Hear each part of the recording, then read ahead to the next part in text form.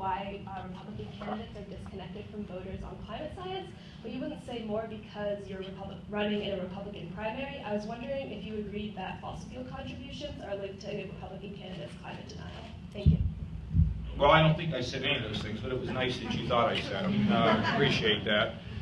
Look, I don't know about them. I don't have time to talk about everybody else. I'm going to talk about my view. I think climate change is real, and I think we affect it.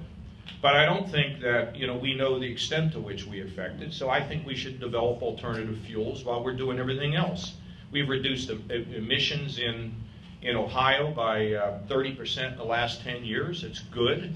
We're developing renewables, we're developing solar and wind and geothermal, and I can't wait till we get battery technology, which is going to change the very way in which we live. So with the environment, we are supposed to be stewards of the creation, but we don't worship it, and I think that that is the right position. But when we don't want to say, in order to have a clean environment, I got to throw him out of work. We can have both. We can make the development and the progress we need without having to unemploy a whole bunch of people or set targets that are unrealistic.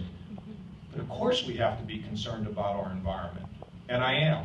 And why other people care or don't care, you had to ask them. Go to their town halls. Or you know what, why don't you skip them and just sign up with me. Go ahead. But do you agree that a part of their denial has to do with the fact that a large number I of can't their think for anybody else. come from Oh, the industry? contributions? That their fossil fuel contributions, or that their contributions come from the fossil fuel industry, yes. Okay, how old are you? I'm 17. You're 17. Yeah, I can't vote yet. I don't want you to think that because somebody helps you, that then you have to do something for them. I don't want you to think that. I mean, some people are going to, they could get a campaign contribution and it could influence them, but that can be overcome with leadership. And I don't, you're a smart young lady, there's no question about it. I'm going to tell you about my campaign contributions. Thank you very much. And that's the end of it. And that's just the way it has to be. And frankly, with campaign contributions, I think we're becoming more convinced Warren Rudman was right. We should rely more on small contributions than having a handful of special interests and billionaires trying to run our country. I don't like that. But don't think that just because somebody helps somebody that they're in the tank, because you're not going to be that way.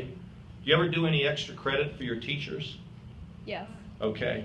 Now, do you think that they're helping you just because you did extra credit? No, it's because you did something for them that showed something.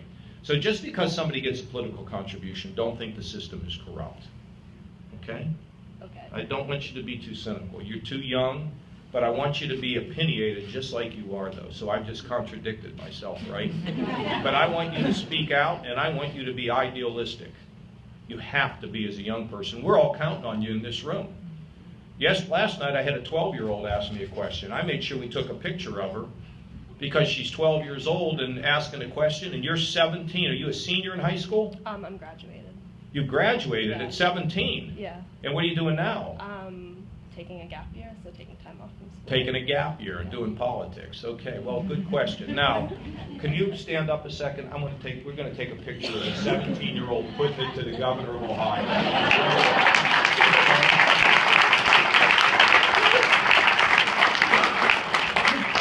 Love the young people getting fired up about stuff, whatever it is. I think it's good. Yes, sir, right here. My name's Tom Hooper. I'm from Pennsylvania.